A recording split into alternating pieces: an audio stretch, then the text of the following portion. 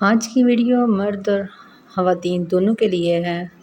थके थके मर्द और थकी थकी औरतों के लिए, जिस्मानी कमज़ोरी के लिए, काम करते हुए सुस्ती महसूस होना, रात को बुखार का महसूस होना, तो ये वीडियो आपके लिए है। आप इसको फुल सब्सक्राइब कीजिए, लाइक कीजिए, कमेंट्स कीजिए और दूसरों के साथ शेयर कीजिए। आपका सब्सक्राइब करना नेकी है और अल्लाह ताला आपकी नेकी कबूल फरमाए। तो चलते हैं पहले हैक्स की तरफ। यहाँ पे आपको एक ब्लैक बेर की तरह एक दाना नज़र आ रहा है, ना तो ये पत्थर है ना ही कोई बेर सूखा हुआ है। तो ये है हमारे पास ऐसी एक चीज़ जिसे आप साल में एक दफ़ा खरीदें या 10 साल बाद भी इसको अगर आप ध्यान से रखें, ज़ाया ना करें, तो आपका 50 रुपये ज़ाया नहीं जाएंगे। हमारे यहाँ कम से कम ये 50 रुपये का एक दाना मिलता है और आप इसको एक दफ़ा चीनी में रख लें तो चीनी में कभी भी चूंटियाँ नहीं आएंगी और चीनी सिलसिली यानी कि घिसली नरमी नहीं होगी इसमें। अगर आप इसको नमक में भी रख लेंगे तो नमक में जो नमी सी महसूस होती है, नमक ऐसे इकट्ठा होता है। अक्सर औक़ात हंडिया में डालें तो नमक तेज़ हो जाता है क्योंकि उसमें नमी आ चुकी होती है और थोड़े की बजाय ज़्यादा डल जाता है। तो ये एक 50 रुपये का दाना है, आप इसमें नमक में भी रखें चीनी। तो ये है जी जायफल।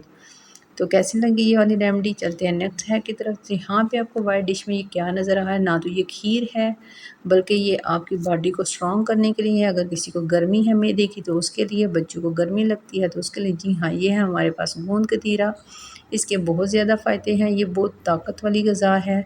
आप इसको ज़रूर इस्तेमाल करें और करने के बाद आपका दिल करेगा कि हम हफ़्ते में 2 बार या 3 दफ़ा इस्तेमाल करें। तो यहाँ पे बनाने का देखिए, मैंने थोड़ा सा गोंद कतीरा लिया एक शीशे के बोल में और मैंने कुछ बचा लिया, लेकिन अब मैं इसको रात भर के लिए भिगो के रख दूँगी। इसमें पानी बहुत ज़्यादा डाला जाएगा। आप इसको तोड़ के बारीक करके रखें, भिगोएंगे तो ज़्यादा बेहतर है। अगर कोई मोटा दाना पीस हुआ तो वो फिर ज़्यादा टाइम लेता है। तो आप देख रहे हैं 2 से 2 चम्मच तकरीबन होंगे ज़्यादा से ज़्यादा। और ये मेरा पूरा एक बोल है, इसको मैंने रात भर के लिए ढाँप के फ्रिज में रख दिया। ये देखें माशाल्लाह ये कितना हो चुका है। यहाँ पे आप इसको रूह अफ़ज़ा में भी डाल सकते हैं, आप इसको किसी कोल्ड ड्रिंक्स में भी डाल सकते हैं, आप नींबू पानी जिसे शिकंजी कहते हैं उसमें भी डाल सकते हैं। जो भी आप पसंद करते हैं आप उसमें डाल सकते हैं। और तो और आप इसमें मीठा सोडा मिला के अपने हाथ पाँव पे भी मसाज करें तो आपको बहुत अच्छा रिज़ल्ट मिलेगा। गोंद कतीरा भीगा होना चाहिए और उसमें आप हस्बे ज़रूरत मीठा सोडा मिलाएं और अपने हाथ और पाँव में मालिश करें, मसाज करें। आपकी चमड़ी, आपकी जल्द सफ़ेद निकल आएगी। तो यहाँ पे मैंने रूह अफ़ज़ा डाल दिया और गोंद कतीरा डाल दिया। ये हमारे घर में पसंद किया जाता है। आप यकीन जानिए इसके पीने के बाद बच्चे दूसरा गिलास मांगने पर मजबूर हो जाएंगे। जो भी बच्चे पसंद करते हैं आप उनको वो दें। आपने सिर्फ इसको कोल्ड ड्रिंक्स में नहीं इस्तेमाल करना, बल्कि आप इसके ऊपर आप मिश्री भी डाल सकते हैं, आप फूड कलर भी डाल सकते हैं, आप इसके ऊपर चीनी भी डाल सकते हैं। तो यहाँ पे मैं क्या करने लगी हूँ, चलते हैं इसी से मिलते जुलते हैक्स की तरफ। तो यहाँ पे जो चीनी में आप देखेंगे वही जो आपको शुरू में बताया था, जायफल का दाना है। जो 1 साल से ऊपर टाइम हो चुका है, एक दाना इसमें बार बार चीनी डाली जाती है, लेकिन अल्हम्दुलिल्लाह इस दाने की बरकत से, जायफल की बरकत से कभी भी चूंटियाँ नहीं आई।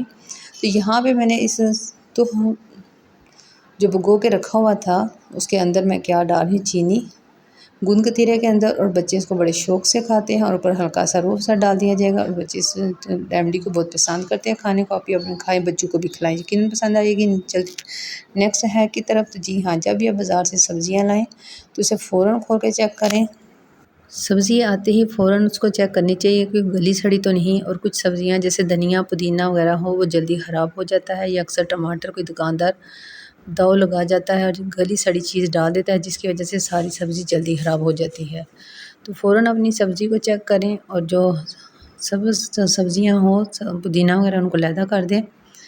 और पुदीना को कैसे रखना चाहिए, आप किसी अखबार में रख लें या किसी बॉटल में डाल के रखें ताकि चीज़ें देर तक रहें। और ये इतनी महंगाई का दौर है, अस्तगफुरुल्लाह, ये 350 में तकरीबन किलो से कम बैंगन है और आधा किलो आलू, 2 टमाटर, पुदीना, धनिया और ये अरवी, ये तकरीबन 350 में ये सब्ज़ी आई है। अल्लाह माफ़ करे, अल्लाह कमाने वालों की कमाई में बरकत डाले और खाने वालों की भी खैर करे, क्योंकि कमाने वालों को अपने घर की फ़िक्र होती है और औरत को बड़ी समझदारी से घर को चलाना होता है।